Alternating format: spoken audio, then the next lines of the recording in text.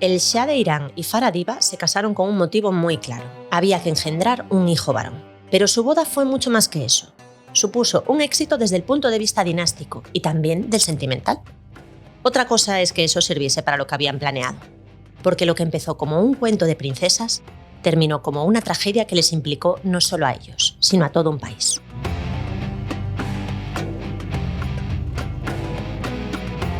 La boda se celebró el 21 de diciembre de 1959, o el 29 de Azar de 1338, según el calendario solar iraní. Celebración en el Palacio Real de Teherán de la boda entre el Shah de Persia, Reza Pahlavi, y Farah Diba. La más dulce felicitación para Farah Diba. Farah Diba en el trono de Soraya, la segunda esposa del Shah. La elección de Farah como esposa del Shah pronto demostró haber sido un acierto. A los 10 meses de la boda, el 31 de octubre de 1960, la reina dio a luz a un hijo, que resultó ser un varón para éxtasis de su padre, la familia real y el propio país. «Pesar Assad, es un niño», fueron las palabras tranquilizadoras que recorrieron Irán.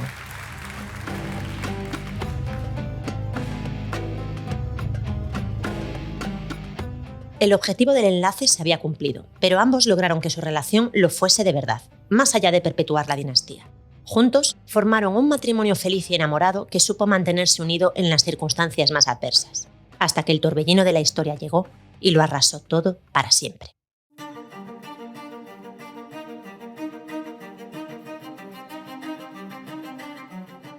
Hola, soy Raquel Piñeiro y este es un nuevo episodio de Bodas Icónicas, un podcast de Vanity Fair.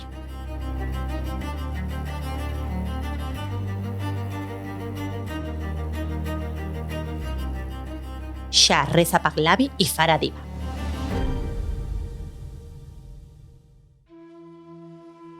Su historia comenzó como empiezan muchas comedias románticas. La protagonista fantasea con sus amigos, con que el hombre que tanto le gusta se fije en ella. Y por una serie de casualidades, sus fantasías se hacen realidad. Solo que en su caso, al hombre no solo lo admiraba a ella, sino el pueblo entero. Él era el Shah de Irán.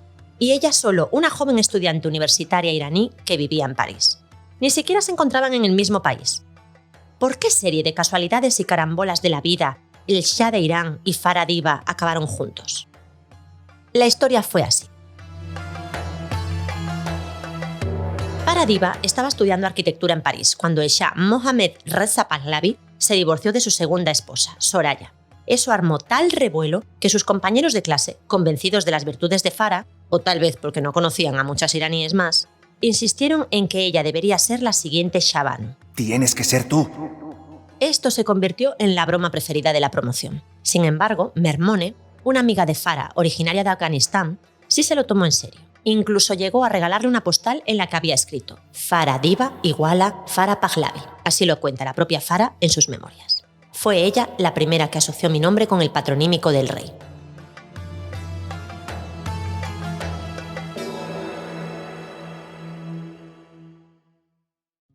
Lo curioso es que la broma, o sugerencia bien intencionada, muy pronto se haría realidad. No faltaba mucho para que Farah Diba conociera al rey y se convirtiera en la última emperatriz de Irán. No era el futuro esperado desde niña, desde luego. Farah había nacido en una familia acomodada y bien relacionada, pero plebeya, alejada de la todopoderosa realeza iraní. Representaba una parte muy minoritaria pero relevante del país. Un Irán que despertaba de forma tímida de la miseria y podía permitirse enviar a sus hijos a formarse al extranjero. De ese caldo de cultivo nacería precisamente la semilla de la revolución islámica que conmocionaría el mundo 2 décadas después. Farah estudiaba en París con una beca y la primera vez que vio al rey fue allí, durante una visita oficial en la que le presentaron al monarca a varios estudiantes que residían en la capital francesa. Ella ni se fijó en ella. Pero después de 2 años en Francia viviendo como una joven occidental más, Farah regresó a Teherán a visitar a su familia en el verano del 59. Y allí el destino se puso a trabajar.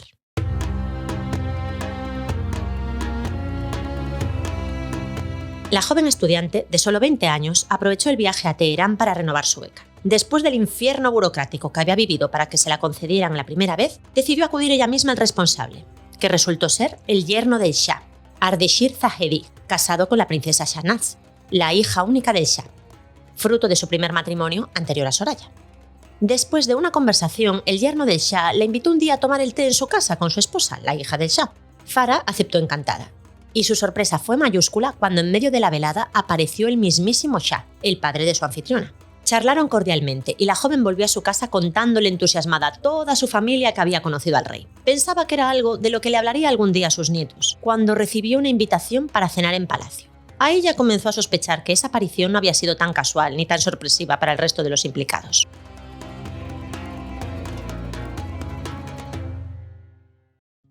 Farah acudió al evento y tras la cena se encontró en una parte conversando de nuevo con el rey. Ya estaba todo hecho. El rey había encontrado a su siguiente esposa y tras varios encuentros más, ella no tardó nada en enamorarse locamente de aquel hombre en cuyo respeto y reverencia absoluta había sido criada desde niña. Cuando terminó el verano y tocaba volver a París a retomar la arquitectura, Farah hizo que su tío le preguntase de forma discreta al señor Zahedi si debía hacerlo. La respuesta fue lacónica pero expresiva. Le animaron a que esperase. Por suerte, la espera fue breve. Pronto, Farah recibió otra invitación de la princesa Shahnaz para cenar. Aquella noche, el rey le preguntó de forma directa: ¿aceptas convertirte en mi mujer? Era 14 de octubre de 1959, el mismo día en el que ella cumplía 21 años. Le advirtió de que ser reina tenía muchas responsabilidades con el pueblo iraní. Aún así, ella lo tuvo muy claro, ni se lo pensó. Respondí sí de inmediato. Me sentía muy capaz de cumplir aquella tarea. Sencillamente la escala difería. No advertía en efecto ni el peso ni la magnitud de la misión que me aguardaba. Su ingenuidad podría achacarse a su juventud y a la fe ciega en el amor que todo lo puede. Pero en efecto, había una señal de atención bien grande y luminosa que la joven estaba ignorando. Antes que ella, otras 2 mujeres habían sido ya esposas del Shah, y eso les había traído sufrimiento, enfermedad y desgracias. Vayamos atrás en el tiempo.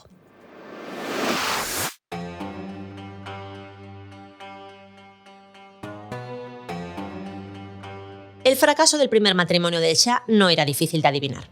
Al fin y al cabo, se trataba de un arreglo concertado entre familias, en el que los novios no se habían visto jamás. Mohammad Reza Pahlavi, hijo y en aquel momento heredero de Reza Shah, el primero de la dinastía Pahlavi, tenía 19 años cuando se decidió que había que casarlo. La elegida fue la bellísima princesa Faucia de Egipto, a la que se la comparaba con mujeres como Hedy Lamarr y Vivien Leigh. Y por una vez no se trataba de lisonjerías de cortesanos. César Andrés Baciero, colaborador de Vanity Fair, presentador de Las Cosas de Palacio. Aquel matrimonio concertado supuso una especie de legitimación real aristocrática de la dinastía iraní.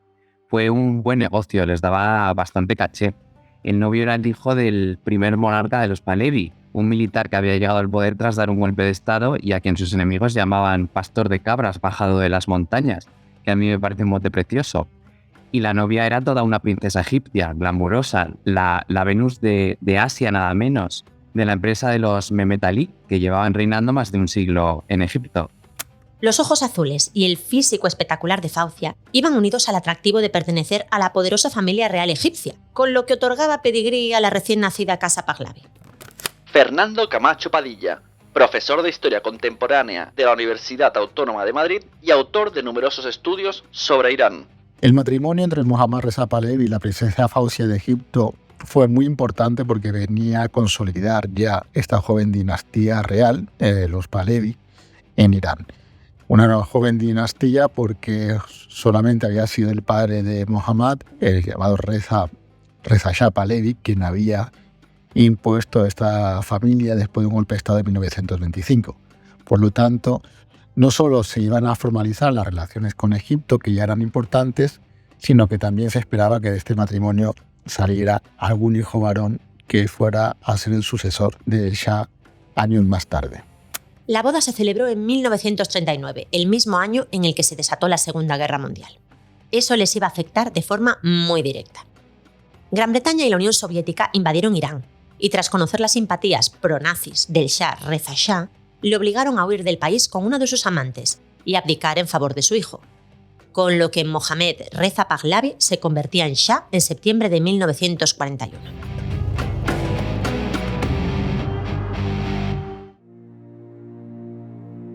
Su esposa Faucia pasaba así a ser reina consorte y uno de los rostros más espectaculares y difundidos de Oriente Próximo. En el 42 fue portada de Life, con el rimbombante nombre de La Venus de Asia. Sin embargo, la realidad era mucho menos bonita. Para entonces su matrimonio ya estaba roto y se encontraba sumida en una incipiente depresión.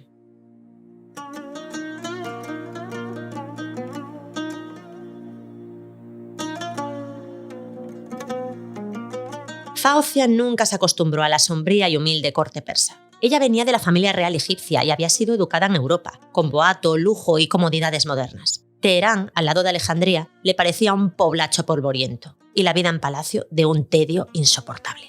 Intentó aprender farsi y lo abandonó tras unos meses. El rey y ella se comunicaban en francés. Eso cuando lo hacían, porque pronto quedó claro que aquel matrimonio de conveniencia había fallado.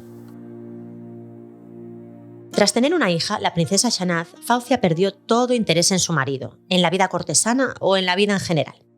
Se pasaba horas metida en cama, jugando a las cartas, y cuando salía de sus habitaciones era para gritar por los pasillos, exasperada.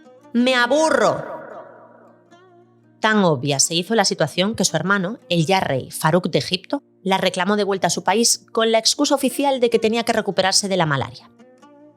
Un tiempo más tarde se extendió el comunicado de que el clima persa hace peligrar la salud de la reina. Con esa mentirijilla se hacía oficial el final de un matrimonio que no llevaba a ninguna parte. Tras una dura negociación, se decidió que la hija de ambos, la pequeña Shahnaz, permanecería en Irán. La pareja se divorció en 1948.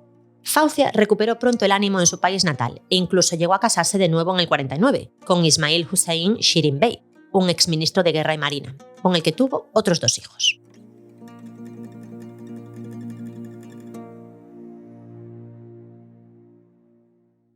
Pero la existencia de la princesa Shahnaz no garantizaba la sucesión del trono. El rey debía tener un hijo varón, por lo que se organizó con rapidez la búsqueda de una nueva esposa para el monarca. La elegida, en esta ocasión, la seleccionó él mismo a través de una fotografía. Se trataba de la joven Soraya Esfandiari, hija de un poderoso jefe tribal iraní, que había sido embajador en Alemania, y de una alemana. Desde luego, Soraya era lo bastante hermosa como para conquistar a un hombre solo con una imagen. Morena, con unos inmensos ojos azules, tenía cierto parecido a la princesa Faucia, la primera esposa del Shah, cuya belleza emulaba a las actrices de los años 30. En cambio, el atractivo de Soraya era más contemporáneo, a lo Elizabeth Taylor. En 1948, Soraya conoció en Londres a la princesa Shams, una de los numerosos hermanos del Shah, que tras ganarse su confianza, la invitó a viajar con ella a Teherán. La noche antes del viaje, Soraya leyó en el periódico la noticia. La princesa Shams viaja a Irán con la prometida del Shah. Todo se había decidido por ella. Sin embargo, tuvo suerte, porque fue ver al Shah por primera vez y enamorarse al momento.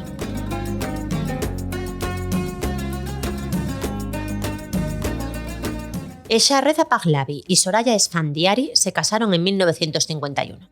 Ella tenía 19 años, él 32. Otra boda de cuento, pero si los cuentos suelen tener una boda como final feliz, en la vida real es ahí cuando se acaba la fantasía. Y Soraya no iba a tardar mucho en comprobarlo. La vida en palacio eran cenas con los hermanos, partidas de cartas, proyección de películas, aburrimiento y soledad. La familia real constituía una complicada pléyade de personajes, comandados por la reina madre, a la que Soraya describe en sus memorias como amargada y llena de rencor. También había 10 hermanos del rey, algunos de diferentes madres, todos príncipes y princesas que poblaban la corte y la convertían en una maraña de intrigas y rumores. Las obligaciones de la reina Soraya iban desde seguir una agenda oficial de visitas a orfanatos y asociaciones a la gestión de la vida cotidiana. Tuve que cambiar muchas cosas, desde la decoración hasta las comidas. Eran demasiado aburridas, nada de salsas ni caviar. En palacio se comía de forma austera y yo lo cambié. La cocina era vetusta y los cocineros sucios. Por muy enamorados que estuvieran los reyes, había un problema obvio e inaplazable. Soraya no se quedaba embarazada.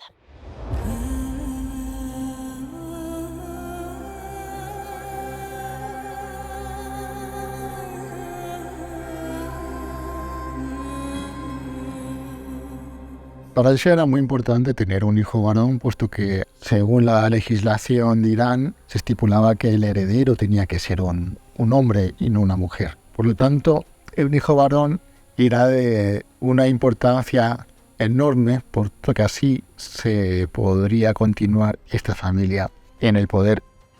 A mediados de los 50 comenzaron los viajes a Estados Unidos para visitar a los mejores especialistas. Y según cuenta Soraya en sus memorias, todos le dijeron que no había ningún problema, que solo se debía al estrés. La situación era complicada, habían acudido ya numerosos médicos para ver cuál era el problema, incluso aquí en España, con motivo de la visita que hizo la pareja real, se hicieron algunas consultas médicas a un ginecólogo, pero no fue posible que ella quedara embarazada ni realmente conocer el problema. En las memorias de Soraya, la verdad que resultan también muy interesantes para entender mejor el contexto en el que se dio este matrimonio real. El Shah seguía enamorado de mí.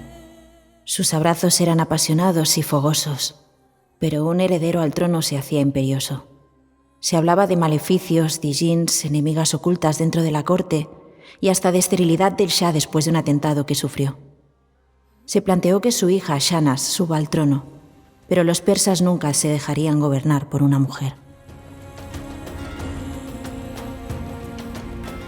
Soraya le propuso a su marido la posibilidad de que heredara el trono a alguno de los hijos de sus hermanos, pero el Shah entonces le contó otro plan. Él se casaría con otra mujer y en el momento en el que le diese un hijo varón, él la repudiaría mediante la fórmula legal del sigue. Me quedé helada. En aquel instante supe que todo había terminado.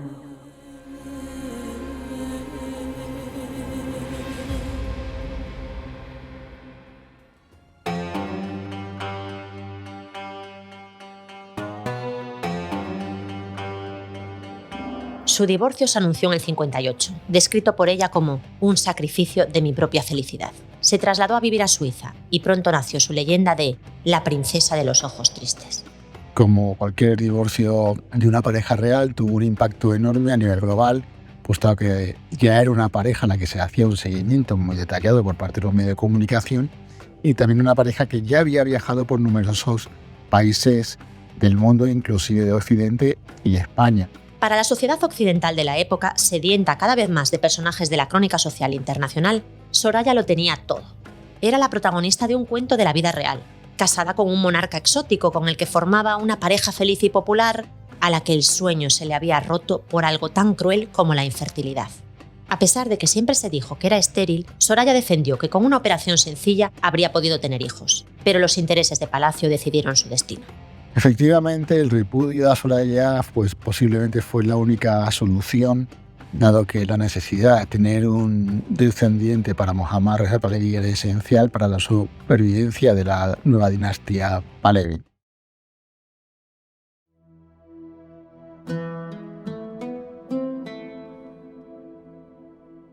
Su tragedia era algo con lo que miles de personas en el mundo podían identificarse, y a la vez esa razón de Estado a la que había que sobreponerse convertían al Shah, más que en un villano, en otra víctima más del infortunio. Hay que tener en cuenta que entonces el pueblo iraní era en un alto porcentaje analfabeto, por lo que las noticias se transmitían de boca en boca. Y no hay nada que viralice más en la tradición oral que un romance, además real, a primera vista. Se acaba viviendo como propio. La idea de la princesa repudiada viviendo en el exilio tenía connotaciones casi medievales. Estaba envuelta en el glamour del lujo oriental, lucía joyas increíbles que le había regalado su esposo en tiempos más felices, y además, ella era tan hermosa como una estrella de cine, algo en lo que quiso convertirse de verdad. Como personaje ya de pleno derecho en la jet set internacional, Soraya tuvo romances con famosos como Günther Sachs o Fernando Falcó, marqués de Cubas, futuro marido de Marta Chavarri y Esther Koplovitz. Sobre esto contaría el propio Fernando. Salimos durante 2 años. Era una señora bellísima, muy profunda y muy sensible. Para ella había sido terrible que el Shah la repudiara. Yo le di un poco de vida y de alegría y lo hice encantado, porque era alguien que merecía la pena. Fue a raíz de otra relación con el actor Maximilian Schell, por lo que Soraya volvió a tener el gusanillo de ser actriz que había sentido ya de niña. En 1965, el productor Dino De Laurentiis montó un proyecto a medida para ella. Y Tre Volti, 3 perfiles de mujer, era una película en 3 fragmentos dirigidos cada uno por un director distinto. Michelangelo Antonioni, Mauro Bolognini y Franco Indovina, en el que Soraya se interpretaba a sí misma o a una mujer prácticamente idéntica a sí misma. En una de las partes su pareja era nada menos que José Luis de Vilallonga, que comentó lo siguiente. Una persona muy triste y muy desgraciada porque estaba enamorada como una perra del Shah y él también de ella. Hicimos una película muy mala, en la que la pobre hizo el ridículo de mala manera. El productor, que era Dino De Laurentiis, pensó en Soraya para protagonizarla, porque en aquel momento era el sumum, y la puso frente a ese gran actor que es Richard Harris. Se produjo una situación muy graciosa porque el Shah mandó a un enviado para decir que se podía rodar la película, pero que no se podía tocar a Soraya de ninguna manera. Yo hacía de su marido y Harris de su amante, por lo que nos resultaba muy difícil no tocarla. Pero al final lo conseguimos. La película salió adelante. Fue un gran fracaso y el único país que la compró fue España. Precisamente en España, Soraya se volvió un nombre mucho más popular a raíz de la película y un montón de niñas fueron bautizadas así. Su actriz también sacó algo bueno del rodaje, un pretendiente, el director Franco Indovina, un hombre casado y con hijos que abandona a su familia para quedarse con Soraya, aunque su carrera cinematográfica, con alguna aparición más, empezó y terminó con 3 perfiles de mujer.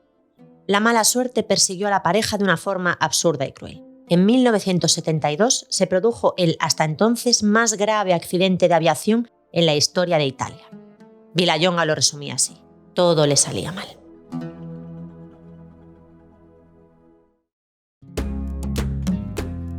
Volvamos a Farah, la estudiante de arquitectura iraní que estaba a punto de cumplir su sueño. Nos situamos en el exacto momento en el que el Shah le estaba proponiendo matrimonio. Ni siquiera los precedentes tan poco halagüeños ni las advertencias de la responsabilidad que suponía convertirse en la nueva esposa del Shah. Nada de eso la intimidó. Es más, Farah quiso seguir adelante con su cometido, ser reina, la Shahabanu de Irán. ¡Sí! Antes de la boda volvió a París para arreglarse un vestuario a medida de las circunstancias. Allí se vio por primera vez rodeada de prensa que coreaba su nombre, ansiosos de conocer a la próxima reina de Irán. Soraya, la anterior reina, contaba con la simpatía y conmiseración de todo el planeta, pero la todavía más joven Farah, con su sencillez y su sonrisa, no tardó en hacer lo mismo en el corazón del público. En su propio país, Farah sumaba el factor de ser una de ellos, hija de padre y madre iraníes, de rasgos indudablemente persas, con un intenso pelo negro y ojos del mismo color, no como las otras 2 anteriores, con extraños ojos azules. Además, encarnaba los valores de una juventud sedienta de quitarse el polvo del pasado y sumarse a una supuesta prosperidad con olor a gasolina. Iba a ser una reina oriental moderna, sin velo ni aire de serrallo, culta y preparada, como querían serlo también las jóvenes de su generación, al menos una parte.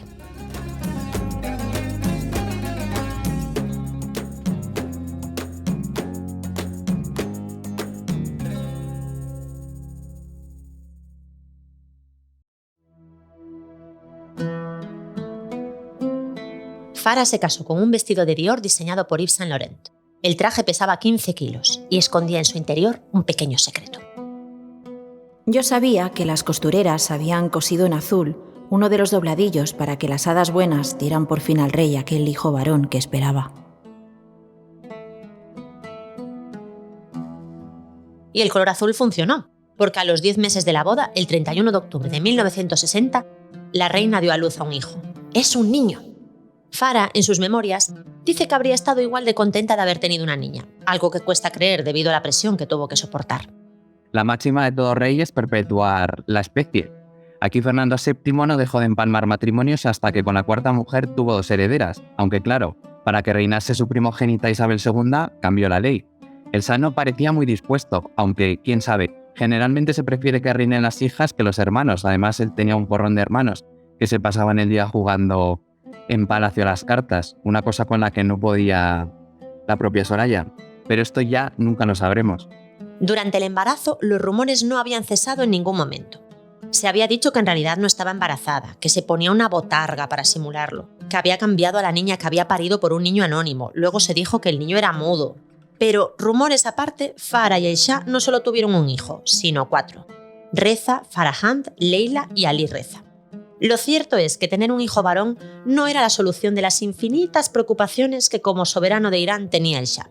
Él mismo y su familia eran un ejemplo de las contradicciones y dificultades de los países islámicos de su tiempo, de un modo que quizá ellos no entendían del todo. Durante su primer viaje a Estados Unidos, una constante multitud de estudiantes iraníes les acompañó, insultándoles y abucheándoles en sus apariciones públicas. Farah lo recuerda estupefacta en sus memorias. Quedaba un largo camino por recorrer, pero se había ya hecho mucho y mucho iba a iniciarse. No se daban cuenta de dónde veníamos, en qué miseria estaba el país antes de que Reza Shah se pusiera a su cabeza. La aparición del petróleo como materia dorada del siglo XX había convertido un país entonces subdesarrollado en objetivo de las potencias occidentales. Los tejemanejes políticos que habían llevado al poder al padre del Shah y luego a su abdicación eran muestra de ello. Mohamed Reza, ya casado con Farah, puso en marcha la llamada Revolución Blanca, medidas destinadas a modernizar el país y a traer progreso y bienestar a su población gracias al inmenso torrente de dólares que traía la venta del gas y del petróleo. Todo esto en teoría, porque en la práctica lo que se consiguió fue enriquecer a una mínima parte de la población mientras la inmensa mayoría seguía sufriendo pobreza y desnutrición. Además, las medidas de la Revolución Blanca arrasaron con la vida rural. Las identidades tribales se rompieron y los jóvenes desarraigados emigraron en masa a las ciudades. Una vez allí, encontraban refugio en las mezquitas, llevadas por un clero furioso por verse apartado del poder, que predicaba un mensaje en contra del Shah. Khomeini, desde el exilio, estaba preparando el cambio.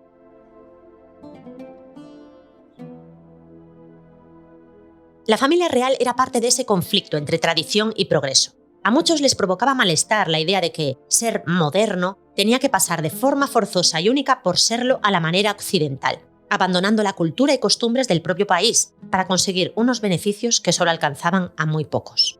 El Shah y la Shabanu eran glamurosos, ella era bellísima, él un políglota educado en el colegio Le Rosey de Suiza, como otros monarcas de su momento, pero también aparecían como un gobierno dictatorial, vendido a los intereses de las empresas extranjeras y a la cabeza de un servicio secreto, el SACAP, con fama de sanguinario y siniestro al nivel de la KGB.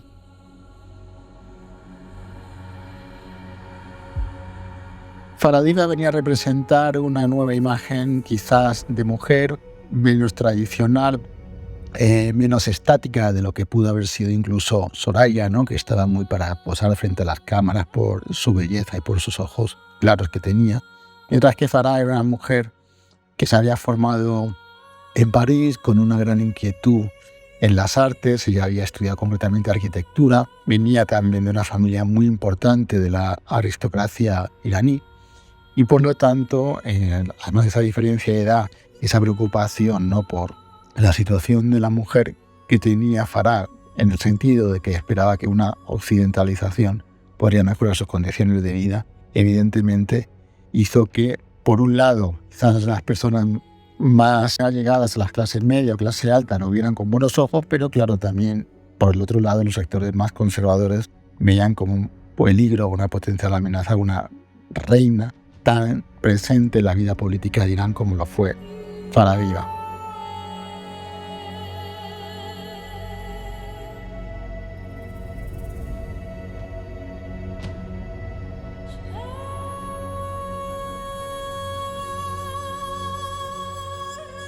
Por supuesto, la versión de ellos era muy distinta. En los viajes oficiales, los reyes seguían defendiendo con orgullo su rol de monarcas, y poco hacía presagiar lo que se avecinaba.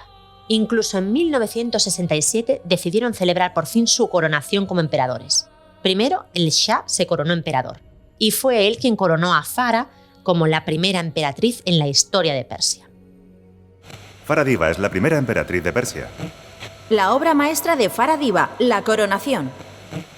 La corona presenta 36 esmeraldas, 36 espinelas y rubíes, 105 perlas y 1.469 diamantes.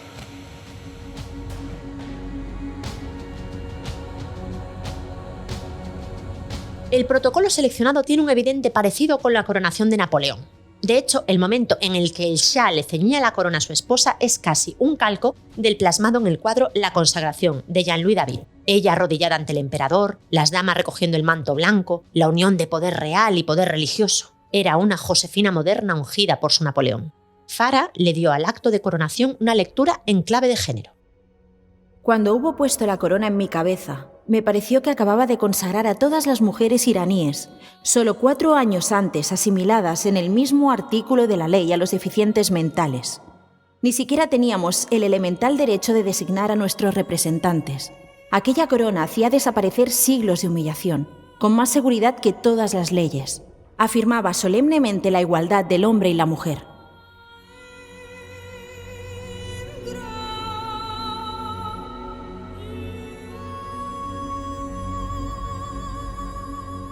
Sí suponía un cambio importante en lo que era la visibilidad de la mujer y sobre todo la visibilidad y el poder, el compartir o el que pareciera que se iba a compartir este poder entre dos personas y una del género femenino, pues de alguna manera fue revolucionario, ¿no? Incluso se podría decir en un país, sobre todo en los sectores más conservadores. No sé si este hecho realmente se podría interpretar como la propia Farah hace en sus memorias, como un acto de feminismo, ¿no? Y un símbolo o un momento que fue símbolo de la llegada a la igualdad entre el hombre y la mujer en Irán.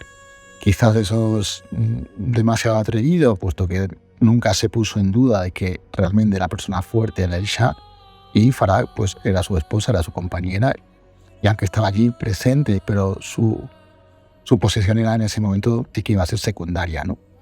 Si la coronación había sido un acto destinado a la órbita iraní, otro acontecimiento fue empleado de forma clara como propaganda hacia el resto del mundo. El 2500 aniversario de la fundación del Imperio Persa, celebrado en octubre del 71. Lo llamaron la fiesta del siglo, pero también la fiesta que le costó el trono al rey. Ya llegaremos a ello.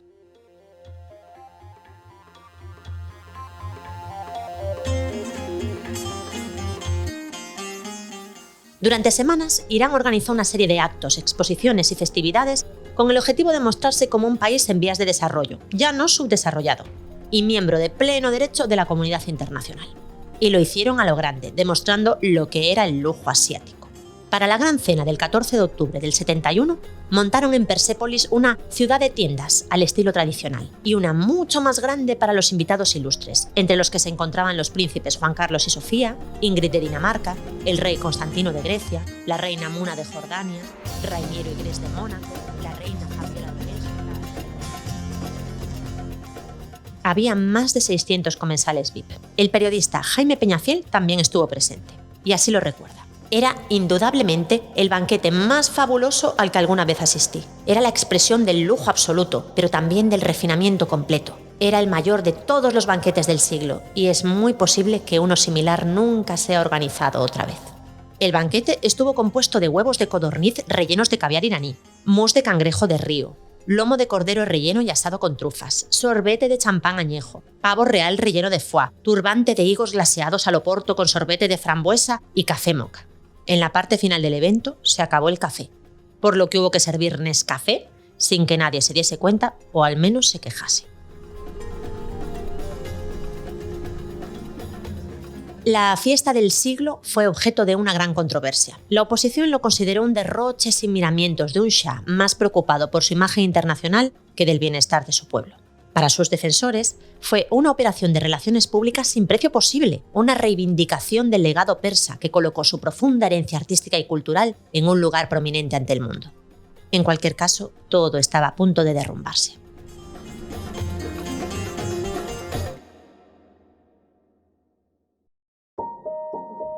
Ocurrió en 1979. Las huelgas y protestas que llevaban años clamando contra el gobierno del Shah, la desigualdad, la injerencia extranjera y la represión prendieron en toda la sociedad. Las manifestaciones multitudinarias dejaron claro que no había vuelta atrás. Se desató la revolución islámica y la familia real tuvo que abandonar el país.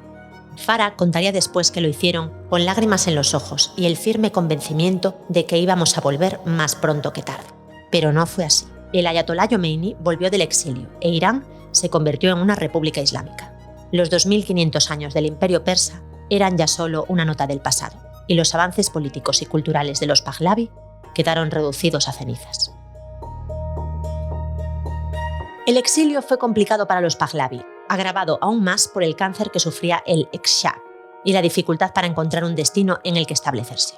Ellos hicieron varios llamados, ¿no? Sobre todo los países que habían sido amigos, pidió asilo a Francia, a España, a Estados Unidos, y ninguno se lo quiso dar. Todos se preocuparon con mantener las relaciones con Irán, puesto que había unos intereses económicos importantes y sobre todo el tema del abastecimiento de petróleo, como fue el caso de España. Y por lo tanto el Shah estuvo itinerante, además de una situación personal de extrema delicadeza, puesto que estaba bastante enfermo ya cuando salió de allí. Según las memorias de Farah, el único país donde realmente se llegaron quizás a sentirse algo cómodos y con cierto ánimo de integración fue México, pero la necesidad de tener una operación urgente y el diagnóstico que hicieron los médicos de que no se sentían que fuera México el mejor lugar para realizar la intervención, eso hizo que se entregara un permiso especial para ir a un hospital de Nueva York, que desencadenó una gran crisis política internacional con la ocupación de la embajada de Estados Unidos en Teherán. Esta situación preocupó a muchos países de que pudiera ocurrir algo parecido en sus respectivas embajadas. Entonces se fue a Panamá de manera temporal.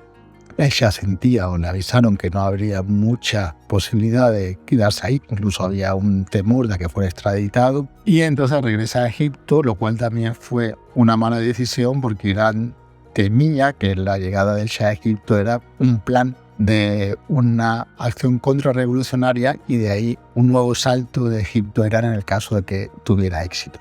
Reza Pahlavi, el último emperador de Irán, murió en Egipto en 1980, poco más de un año después de haber tenido que dejar su país.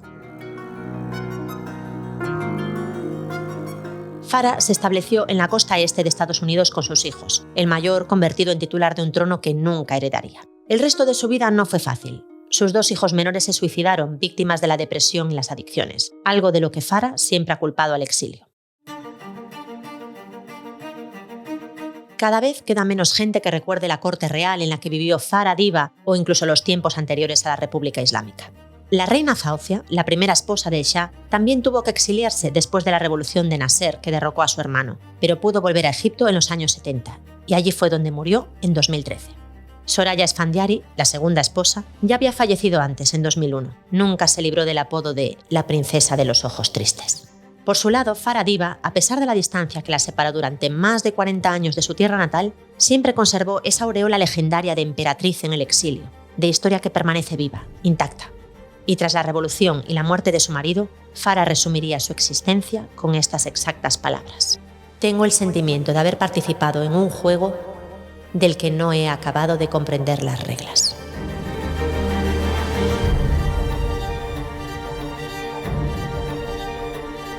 Bodas Icónicas es un podcast de Vanity Fair, producido por El Cañonazo Transmedia, escrito y presentado por Raquel Piñeiro, guión de Emma Musol, dirige y edita José David del Puello, Sune.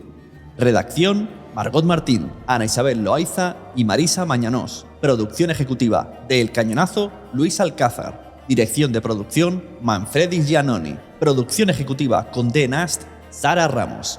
Supervisión editorial Vanity Fair, Mónica Parga. Diseño visual, Cristian Migueliz. Agradecimientos a Paloma Rando, con las voces de Lidia Amanda Montiel y Carlos Ruiz Pernías, grabadas en los estudios Lando en Madrid. En este episodio han participado Fernando Camacho Padilla y César Andrés Baciero. Muchas gracias por escuchar Bodas Icónicas, un podcast de Vanity Fair.